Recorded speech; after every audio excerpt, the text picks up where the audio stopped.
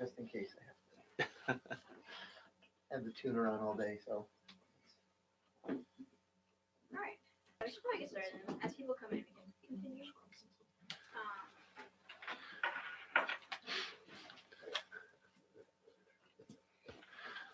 Okay, so we are going to cover kind of a lot of different topics in social media, but mostly Twitter, just because Twitter has really become for educators this place to get yourself out there professionally and connect with other educators.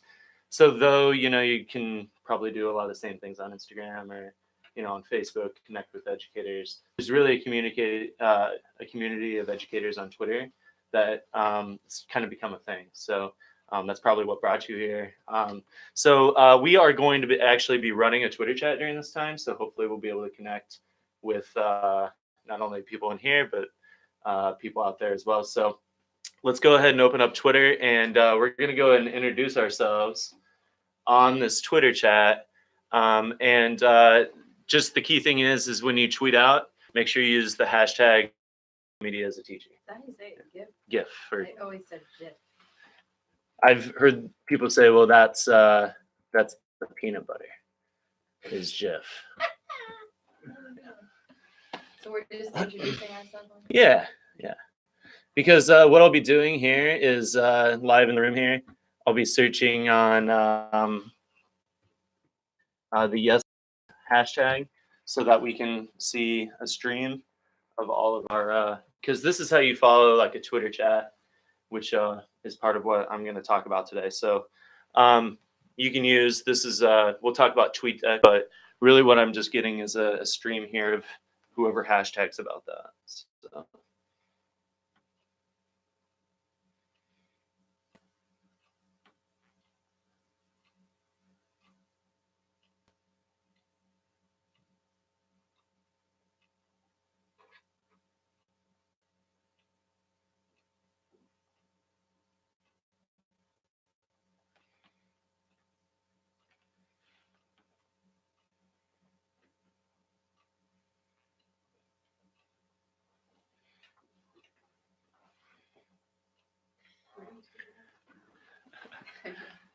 Here. Hashtag, yes.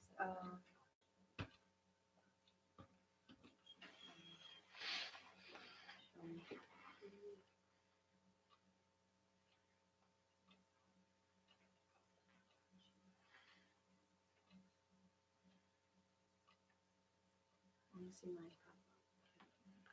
Let's see.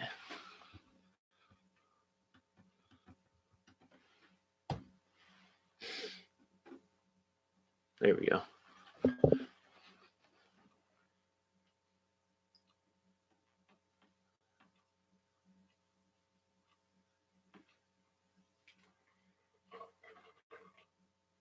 Oh, we're supposed to say what we I are. just want people to know. I like coffee. Iced coffee and studying maps. You got one of the two? I just good. tells you everything about me. I don't know why this is it's being a little slow.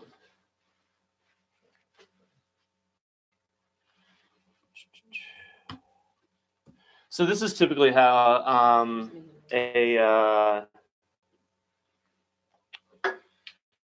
ed chat was. It's just people kind of centered around a hashtag at a given time. So it's good to see. We've got Dan here. We've got what's your name? Andrew. And we have Christine, I think, an ed chatter that is local here. We got Lindsay, thanks for joining us. And we got Aaron, right? And so, we can all kind of center around this because I'll be asking questions along the way. So going back to the presentation here, just to introduce myself a little bit more. I'm glad that people came out to hear what I have to say, but I have been teaching middle school math for 9 years, and Good night. yeah, It's been an interesting journey. I began in Chicago, teaching in a pretty rough area. I originally was a computer engineer and decided to quit that about 5 years. I was about 27 when I made the change into teaching and just decided to go head first. And I went through Chicago Teaching Fellows. And then I moved to Rhode Island. I was really fortunate to get a job in Portsmouth when I moved here about 4 years ago with my wife and my daughter, and now my son who was born here. So I really felt like after I came to Rhode Island, I had a lot to offer because there were a lot of interesting things going on in math in Chicago. I had been an instructional coach in Chicago. I got to Rhode Island and I felt like there was a need for kind of educators to get together and talk to each other because I felt really isolated. I was teaching on a literal island and there wasn't a lot of kind of professional growth going on during my first couple of years here in Rhode Island. And what happened was last year I had the opportunity to get coaching from the Highlander Institute because we were going one-to-one. And that just kind of blew the doors off of everything. Like last April, I started a website called blendedlearningmath.com to share resources, blogs, and ideas. I really wanted to write. And so I needed to get myself out there. And so I started the Twitter handle blended_math. And then since then, I've really had the opportunity to write on a lot of different websites. So I have been a guest writer on eSchool News. I have a regular column about blended learning on eSchool News. I've written a couple parenting things on Fatherly and Education Post. I've had some guest blogs as well. So, through all of that, all of this has happened really quickly. So I over the summer, I got the Highlander Institute Classroom Coach Fellowship and the Policy Fellow Fellowship from TeachPlus Rhode Island. So that's really kind of expanded my view on things going on throughout the state. And so really ever since I began getting out there on Twitter, not only has like my virtual appeal ended, but that has connected to actual face-to-face, growth of my professional network. And things are going great. I mean, I got a new job this year. Like I'm the math coach now in Portsmouth for K-8. So I'm between 3 schools. I have about 60 teachers that teach math and like 1,500 students. So like, getting out there and kind of expanding myself professionally has led to, in my everyday job doing that as well. So beyond that, I also have a podcast that's hard to see here on that slide because, but it's called the Instant Relevance Podcast. And we talk about some of these educational issues that come up with blended and personalized learning a lot. I have a co-host, his name's Dennis Sharon. He's a big math teacher and speaker. So we got together and we're doing the Instant Relevance Podcast every week now. And you should check that out. What's really happened is there's all these different ways to get yourself out there. And I've really started, really saying yes to a lot of the opportunities that I used to say no to, I think. And a lot of that had to do with me isolating myself rather than getting myself out there. Because I've been teaching for about a decade now. And I don't know why I wasn't doing this years ago, or at least trying to grow my professional network and really putting myself out there. I felt very, very isolated in my classroom. So that actually, I think, is question number 1 that we can ed chat about here is, in what ways do teachers isolate themselves? What do you think about that? So,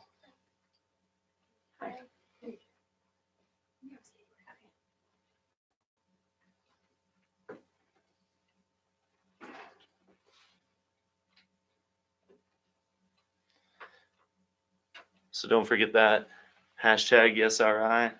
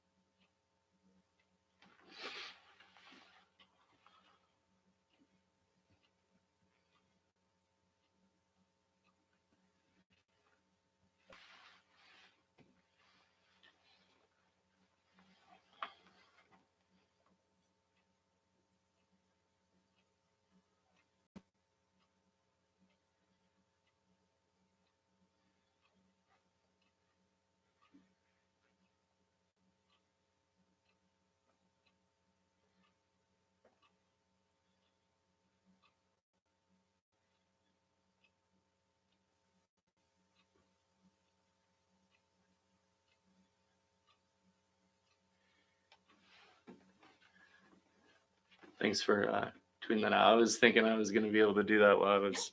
Okay. No, that's perfect. Wish Twitter would let you write more. That's part of it. Is it's a form of writing. I mean, being able to condense into as many thoughts into a small amount of space as possible. Oh, was I supposed to say ed chat? That's fine. Yeah. Sometimes people get upset if or they can't tell what you answered if you don't put A1. Because in an ed chat, this looks like a typical ed chat. Sorry. Can you edit your? That's the thing about Twitter is it's out there and you can't edit it, so you can delete it. But it's not that big of a deal. Most people don't do that. Twitter is much more like I'll be better next time. throwing stuff in the wind, and it's like throwing up sheets of paper and seeing where they land a lot of the time. So the ed chat would give a question, and then you would want to put A1 or retweet it with this information in there. Like you might, copy that picture, or you could retweet this with a comment so that my tweet then will have the original tweet in it. So if I wanted to answer my question here, I could do #FuseRI.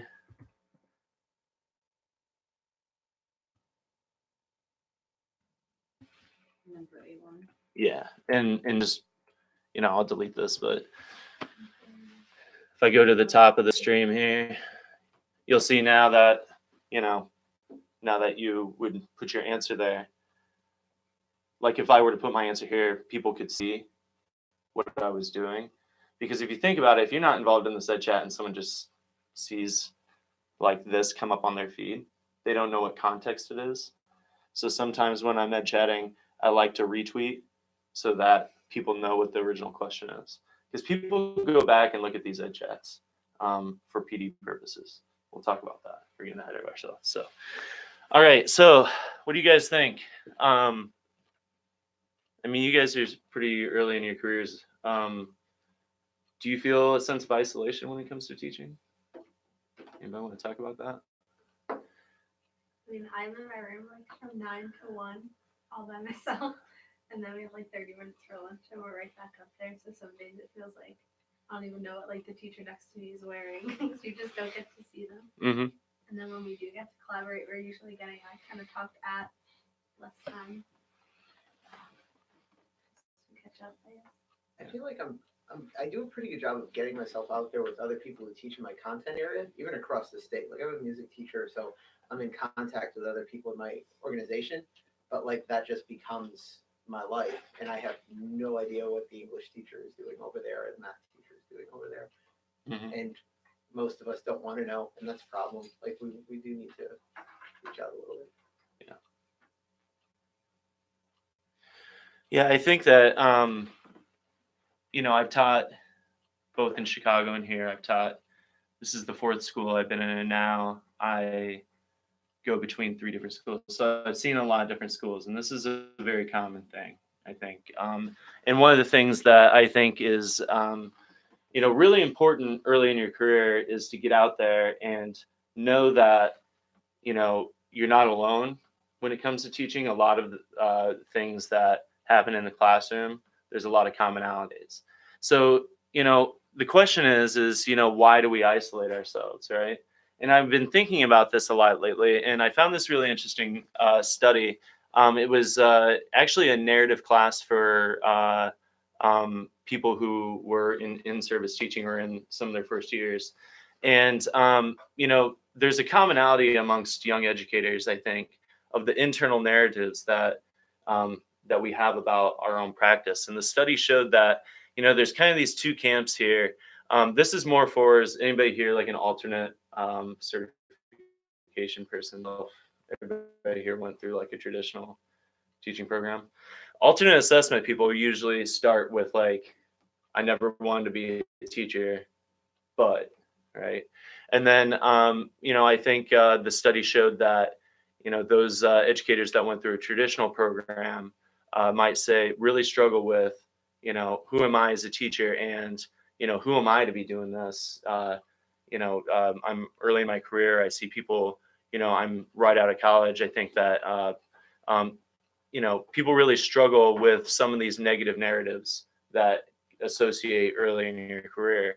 And I think that, along with some of the external narratives we have, like, does anybody want to share what are some external narratives that people put upon the teaching profession?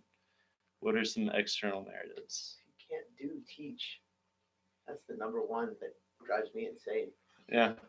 Anybody else? We hear them all the time, I know. Anybody else want to share anything?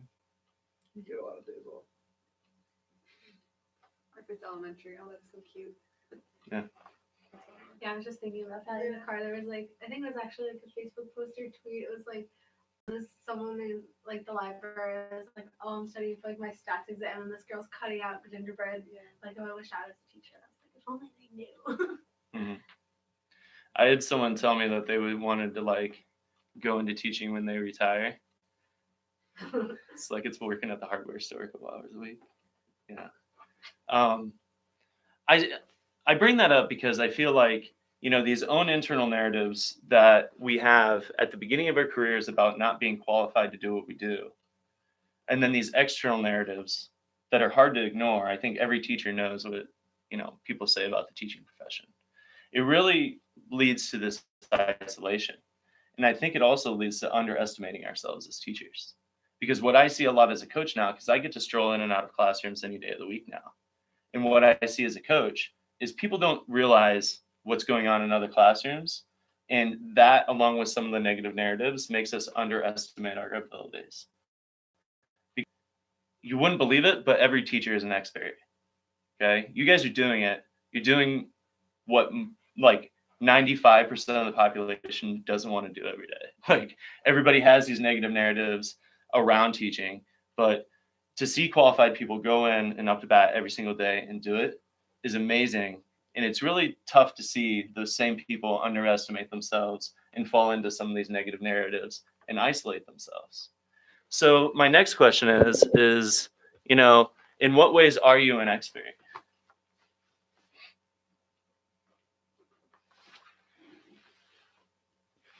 This is A2, right?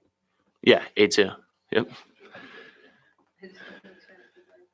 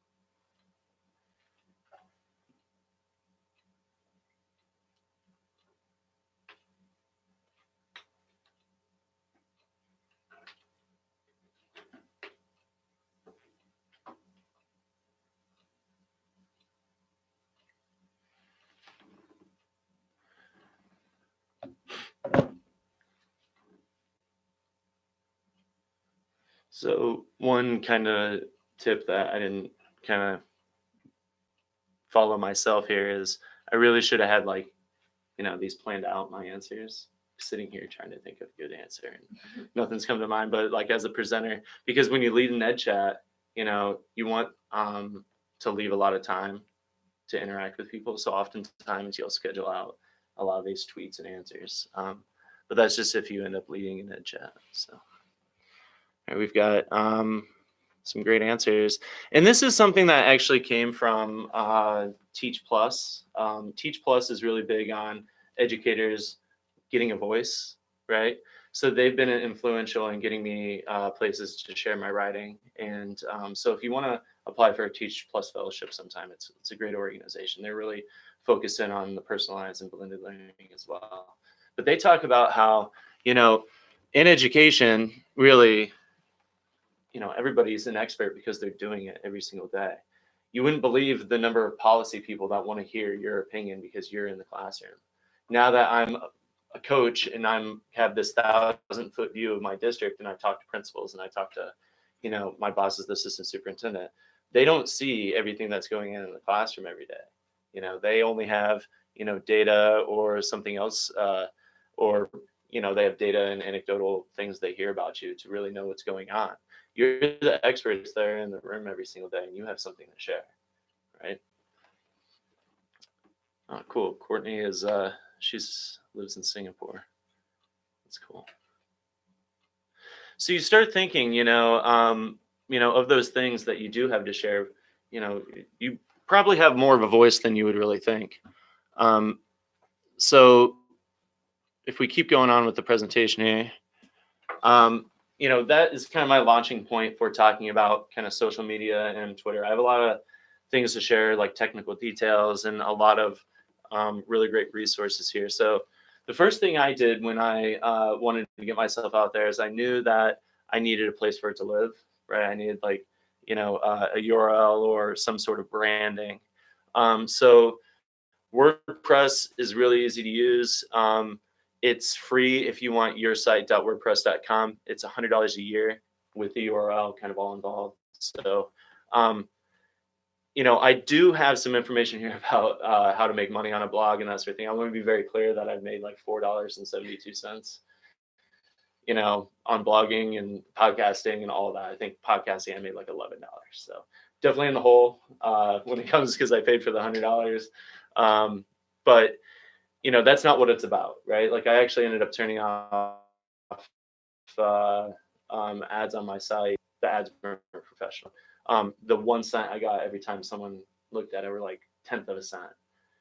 It wasn't worth it. So just keep that in mind, temper your expectations. If you're going to go out there and create a blog, first of all, you want to focus on creating good content first and having a good idea rather than just getting it out there. So that said, some ways to kind of drive more traffic to your blog is definitely talk about your other blog posts in your blog posts. And like even when I publish something for eSchool News, right, or for Fatherly, I link back to my website, right? Like, I'll highlight a word that has something to do with one of my blog posts back on my website. So traffic to your blog, you can do that a bunch of different ways with social media. Mainly all of my traffic comes from Twitter. So also headlines are everything. When I first started blogging, I would write this really great thing and then name it like results or something like that. And, that got no traffic whatsoever. Yet, I sent it off to Fatherly and they change it to something like, what to do, suck at math or something. It's just their headlines are like, the typical clickbait stuff, but it does work. There's reasons that a blog post headline generator here. So WordPress has a lot of different templates. This is a good article from, it's a book called The Writer's Market about just some more little tips to drive traffic to your blog. It's called Earn a Full-Time Income from Blogging, but that's not going to happen. So, the reason that this workshop is really again focused on Twitter is Twitter for education is, a thing there, but also there's a lot of ways that Twitter works, that you have a professional platform for yourself and really drive traffic using particular outreach. And so, first of all is using education hashtags. I have a whole nother slide of different education hashtags. We are using an education hashtag right now. People are following it. It's how people find your tweets. If it's like a search, like a search term or whatever. If you're really interested in driving traffic, you need to be very active on Twitter. So I want to say, like, I don't know how much a day I average tweeting, but I don't want to look at it because it makes me sad about not spending that time with my kids or something. But I think I just in 10 months went over but I like every Sunday. So that's like, I'm tweeting a lot during that time. So, but if people see that when they tag you and they get your attention on Twitter and you do something with that and you tweet, they're more active and in like using you as a way to launch things off. So, really like and retweet anything that anybody brings to you, or if you see something you like it, because there's no real penalty for overusing it or anything like that. And the only real way that you get someone's attention on Twitter, no one's really going through so the way that you get is by tagging them or a hashtag, because otherwise, I mean, the tweet basically just goes into your feed and no one looks at it. The real way to get people's attention is by either using hashtags or tagging someone. There's also some retweet accounts that are really nice, like this one here, I Teach Math. Whenever I tweet something that has hashtag I Teach Math, whoever runs this retweets it, because I tweeted it's a hashtag retweet account. That immediately goes over to 1,800 people. That's probably even bigger today. This is old. So this is, for a while, every time I did hashtag EdTech, he would retweet it out, and that would go to, theoretically like 15,000 people. So you want to, and then I'm sending it out to more people, but that's going to get people's attention when you're going through, because that takes up so much real estate. You really want to use as many images as possible. I think that there's been studies done that it ups your impressions by 30% or something. And then what you can do is you can tag people in pictures to actually increase the number of people. So I actually want to show you what I mean by that. This is an old tweet, but let me show you something. This actually happened yesterday on Twitter, but I tweeted something out.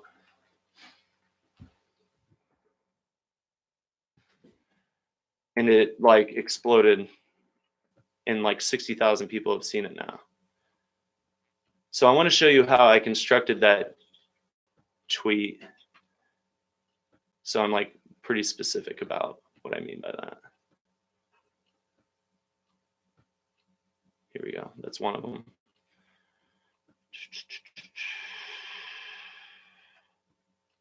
Here we go. All right. So I found this, I just saw this on Reddit, right? Okay. And, all I really did was say, what's wrong with this picture? Put a couple hashtags in here. But the way that it really got to people was you can add people to the picture. And when you tag people on a picture, this is where, okay, I sent this out and all these people, that's my co-host of the podcast, but all these people got notifications on their phone. Well, that ended up going crazy. And I think almost 60,000 people have seen that, since I think Saturday.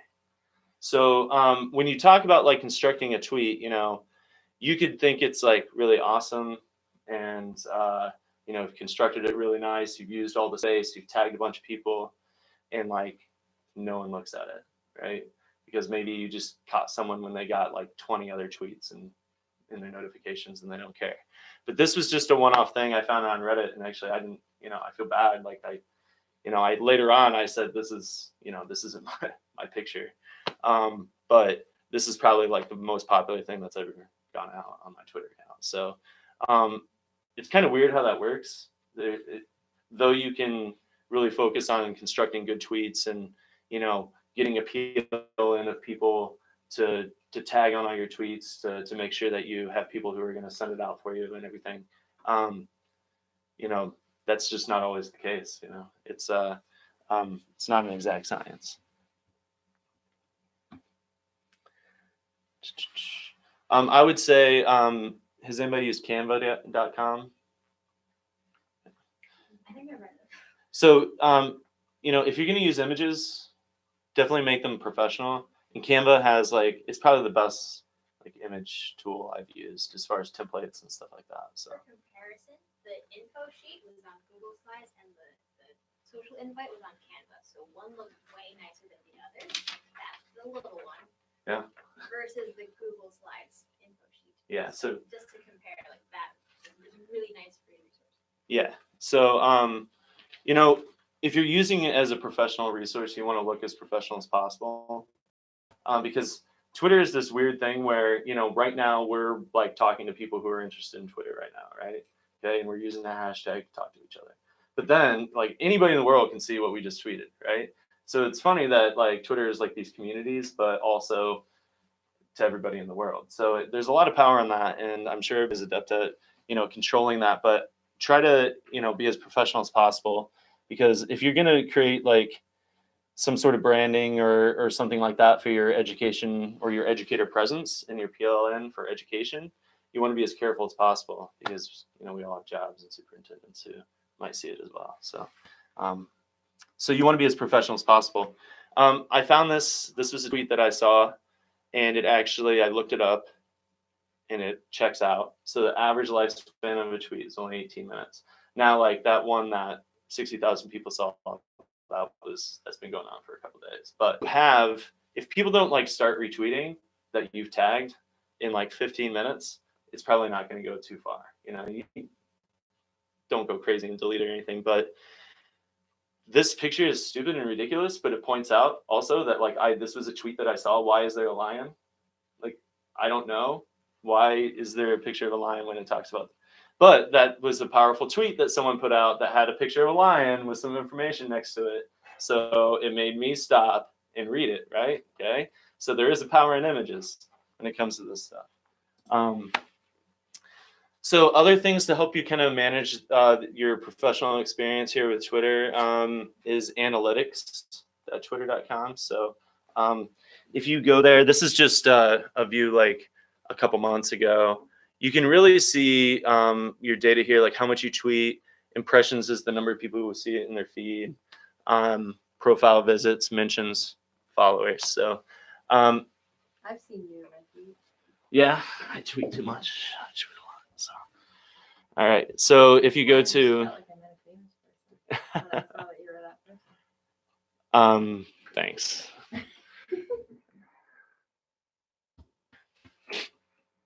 So if you go there, a couple powerful things you want to be able to do on when looking at this. Yeah, it's nice information, but if you have a top tweet, definitely retweet that out, right? If you, you know, all of these top mentions, you definitely want these tweets to be retweeted out and maybe tag a couple people on it. Like at this point here with this hexagon table tweet that I tweeted out, I should probably retweet it out even more to try to even get more traction. You just do that by hitting the retweet. But then like your top follower for the month, you know, you're supposed to try to interact with that person as much as possible. So these are just little tips that I've read kind of along the way. But also something that's interesting on Twitter analytics is you can actually see like individual tweets. And this is a nice graph. So over the last 28-day period, you know, this is where, you know, I had an ed chat, but also that tweet went crazy, right? But you can see here a little bit more fine-grained detail about, you know,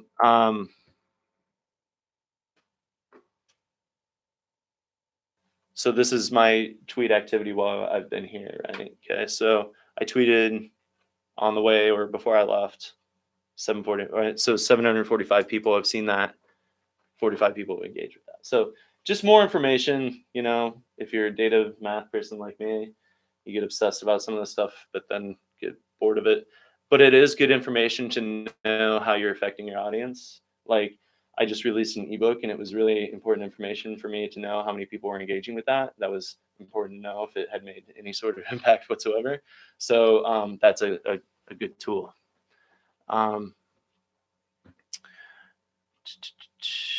Another tool for Twitter is TweetDeck. I've been using TweetDeck to follow that stream. I've heard that TweetDeck is pretty not great when compared to other like live stream Twitter things. But the idea is that when you interact with Twitter on your phone, you have to update it, right? Okay. You want a live stream of this so you can follow the chat kind of live, but also the best thing about TweetDeck is that it allows you to schedule your tweets. So I can have my entire Sunday night EdChat Rhode Island from 8 to 8:30 all scheduled out, 2 weeks in advance if I really want.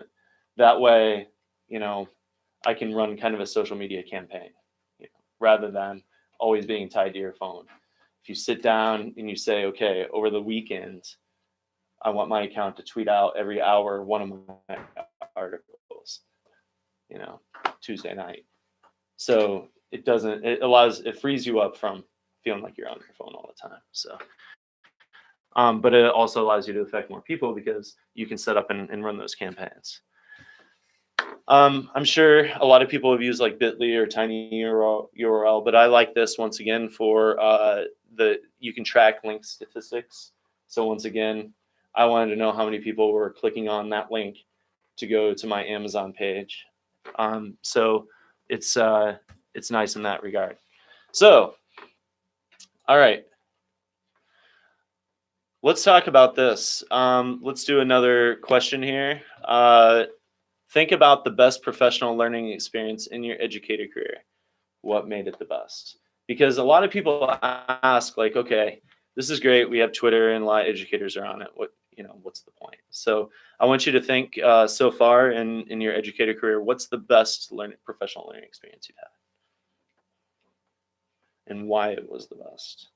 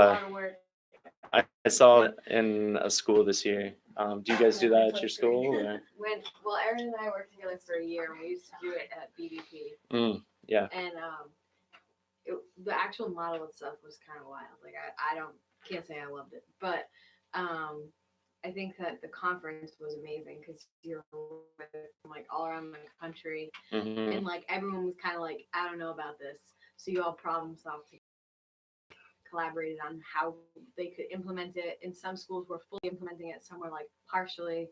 So it was cool to see like what could work for our school. It was interesting. Anybody else have a really great professional learning experience? I think everybody always looks at like the person who's still in school. Mm-hmm. Veteran educators like to complain about like in-service teaching not being up to. Yeah. Yeah. So kind of going with what you said, it was the best because so many different people with different backgrounds were all in the same place, right? And was it like kind of teacher led or? There were different sections led by different. It was like a full week, and it was like all day, like a full work day, like 9 to 5, and it was like it was interesting because some of them were led by people who ran like and created certain things, and then there was one like conference part that I went to was led by the guy who did all the math on it, and it was cool because he explained to me like why he put certain things in a certain order. Because some of the order of I was teaching Algebra 1, and it was like some of the order of which they were teaching and what order was like so weird. Like the first thing they were doing was arithmetic sequences, and I was like, huh, interesting. Yeah, Algebra like, 1, yeah. Yes. Yeah. So. Well, that's interesting. I think something that you said about getting everybody, kind of all the stakeholders in the room together, was kind of what I was going for because there are, kind of fighting this isolation piece that we were talking about is getting ourselves out there and being amongst other educators. And, when I first started engaging in like these nightly educator Twitter chats, I was a little skeptical. Everybody seemed to be really cheery and like, just communicating with each other was going to solve all of our teacher problems. But I've really started enjoying them to the point where, I lead one every Sunday now, which is, a great opportunity to lead EdChat Rhode Island, which, has really gained some steam. But, it really is what you're talking about. And it happens like every night of the week. There's probably 15 different ed chats based on, all those different hashtags that we talked about. There might be, Ed Chat New Zealand SPED, like for SPED teachers in New Zealand. Like there's probably one of those at like 2 a.m. our time or whatever, right? So, I have some resources here for some of the better ed chats. I have found that, it kind of falls in line with my availability, everybody is kind of coming together, and I like how the format is very similar to what we did here. I like how, there's a lot of open-ended questions that can bring a lot of people together and around a given topic, and people can take that different ways, and conversations go a lot of different ways. So, everybody always says that every time I open up Twitter, Educator Twitter, it's like professional development. That's like what people have said. But I really do feel like getting involved in these communities has really changed my practice for the better. Because not only is it that shared experience and it fights that isolation piece that we talk about, but I don't think that in my building I really had any thought partners, right? Which is sad to say, but I found so many thought partners through Twitter. All these things have been, hooked up. I'm here today because of Twitter and in the communities that we've been able to bring together with EdChat Rhode Island and, just different organizations in the state. The podcast has really been able to bring together, people to have discussions that, we weren't having or I wasn't able to have before. So I really think that if you want to get out there and see what's happening in education, there's really, an endless number of ways that you can join a community and, be involved. They really do get pretty specific. Aaron, what are some ed chats that you've been a part of besides EdChat Rhode Island? I've done the master chat on Thursday nights. I've done the wallet chat. Mm-hmm. I peeked on the TweetDeck pirate chat. And then I was like actually engage in that too much. Yeah, I don't really engage in that too much. Yeah. And then there's a new first year teacher out in Illinois who started the hashtag new teacher journey, and she does a couple of chats and a couple of things like that every week. That's an Instagram and a Twitter hashtag that's been getting pretty popular as she gets more involved and stuff. Shout out, Susan. Yeah. She hears us. These are kind of popping up all over the place. EdChat Rhode Island no one was really doing it for about a year, and then I started back up. Like Phil Strunk, I think, started Wall EdChat like on Thursdays. Right after Yeah, Mastery Chat wasn't even, like that whole organization is still pretty new, right? Still very new. Yeah.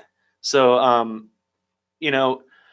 also these chats are a great way to get yourself out there. Like what I would do is I would join Mastery Chat for an hour, right? But I'd kind of drop in the middle of the chat like, hey, the answer to this question might be answered by one of my articles or, by this podcast. So it is a time when everybody is engaged. So that's also a time for you to use these hashtags to get yourself out there. Some people don't like you like interrupting their chat with like advertisements, but it happens all the time. No one's like the Twitter police. So, well, besides Twitter, but anyways. So these are great to be involved in because they are so specific. And if you're going to have a niche topic like blended learning math, right? Like my website, that's pretty specific. So, you have these specific micro communities that are already excited about, talking about these things, and you can expand the conversation, expand your own knowledge. So I think they're very positive. Beyond Twitter, some other ways if you're interested in writing, some other ways to get yourself out there is Haro is Help a Reporter Out. If you go to helpareporter.com, you will get 3 emails a day every weekday of queries from writers looking for experts. So just to give you an idea, so this is one I saw in the education section of one of these emails is women leaders in ed tech, right? So they were looking specifically for women leaders in ed tech. This is another one here, I believe, looking for African-American teachers. So if you're, want to kind of have yourself out there as an expert, right? I answered one of these queries for a Fortnite discussion on IGN about Fortnite in the classroom. So then a couple pictures of my Fortnite project that I did last year and from the reporter were part of an IGN article. So, this is a way to engage in communities that you might not necessarily always engage in and see and be that expert and get yourself out there. It gets pretty interesting, some of the queries, like they're looking for experts in all types of stuff. So education is always very small, but it's worth looking at because I have gotten avenues from looking at that every day. If you're not into the whole blog thing, you don't want to start like this huge blog and you want to pay $100 a year and you're not interested in like creating tons of content, but you do have like maybe a piece of writing that you want published and look professional and want to be out there and maybe even get paid for it. Medium is a great place. You could do like the whole blog thing on Medium too, but Medium also has this program where you can, it's called the partner program, where you can publish like individual pieces and it looks fancy and like Jeff Bezos. I think that just came out of Medium, right? Well, I think so. Yeah. Okay. Yeah. Too soon for that joke. Never mind. So you can also get paid for it. So I think the highest someone got paid in a month was like $2,500, highest paid or on one piece. And then, so, the percent of active writers who actually make any money, it's hit or miss. I've published things on Medium. They've been seen by people with this program. It has to be like someone who is part of their partner program and is willing to give like their $5 a month to people. So I think once again, I made like $1.50 or something like that. So, but once again, it's a way to get it out there, look professional, and have it published. Speaking of publishing, this is something I learned recently. It's like super easy to publish an ebook. If you want to self-publish and look professional on Amazon, I published this ebook. All I did was have a really well formatted Google Doc, and I uploaded it to Amazon and filled out a form, and now I have an ebook for sale because it won't let me give it away for free. So, it was surprisingly easy. If you're looking for a way, once again, to get your writing out there, I think Amazon's the #1 place, right? So this is a 70-page ebook that I also have a PDF for free on my website.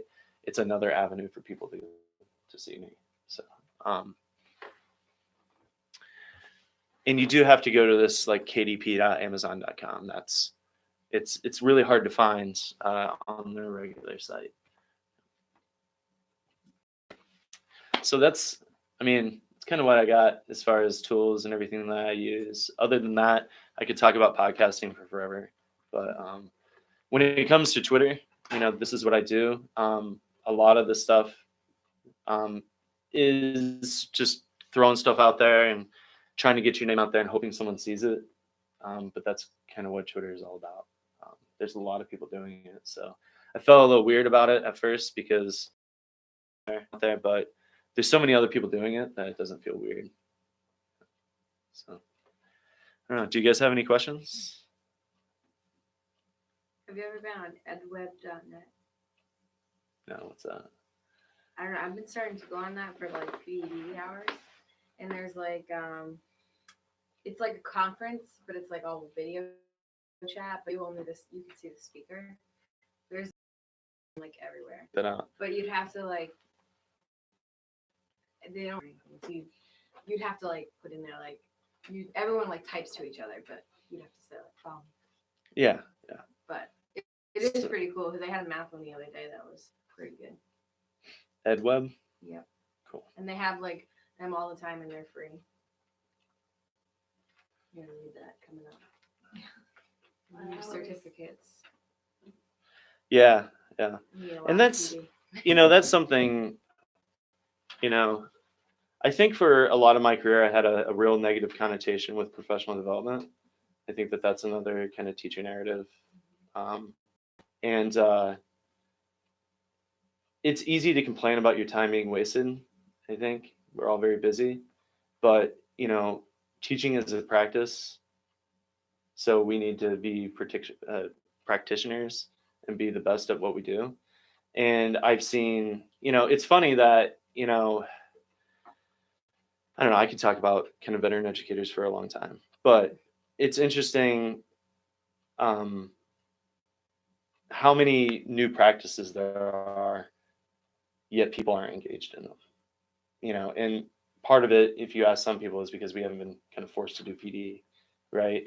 But also, I mean, if you're truly, engaged in this profession the way I think you should be engaged, you're a practitioner. It's like a doctor. You're going to be the best teacher like the day before you retire. And if you don't have that mindset, it's going to be a tough 30 years. I think it's tough for new teachers. At least my district is, which is nice. Yeah. And I think that, if it's not required by the state, districts aren't just going to be, because PD is expensive. Like, as I'm a coach now, so I'm in charge of professional learning in my district, like adult learning, which is a weird place to be. It's new for me, right? But adult learning is super expensive. Like, getting an hour of someone's time can be like $500, so, but that's a going rate, and they're professionals. You have people whose profession is, to provide PD, and they're experts in their field. You want to treat them as professionals and pay them. But in the same fact, I mean, school districts and buy into your staff and build the capacity of your staff. That seems like a no-brainer of what you want to do, but kids are still going to get taught if you don't do that as well. So it's good to see. I've seen districts that have really innovative and really teacher-friendly district leaders who really want to invest in their educators and their professional development. And that was kind of like a one-off thing that districts like just happen to have a great leader. And I think that, forcing districts to improve their teachers is a good thing.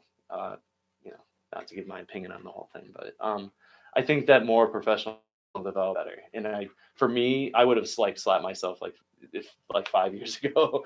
The 5 years ago Ray would have just been like, are you kidding me? You hate professional development. I've really grown over the past couple of years because of some reaching out and being a part of these communities.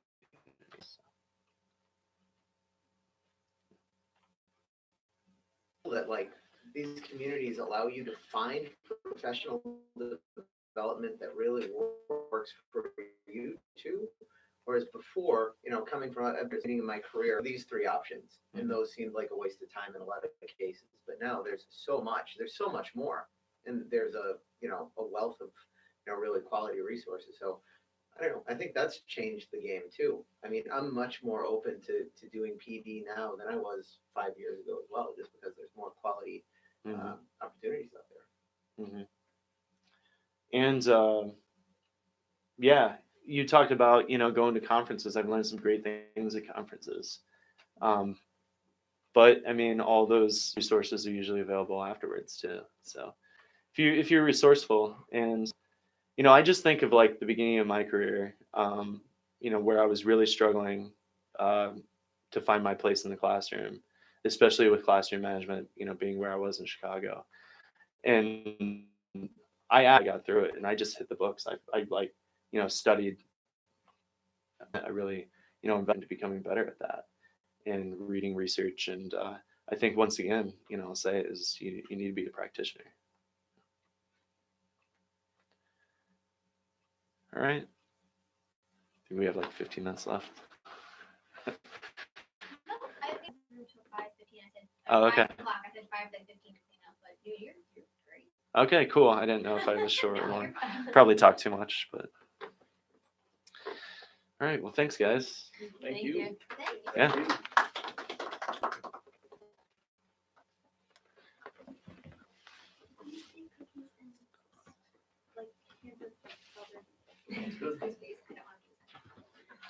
And make sure that you sign up on the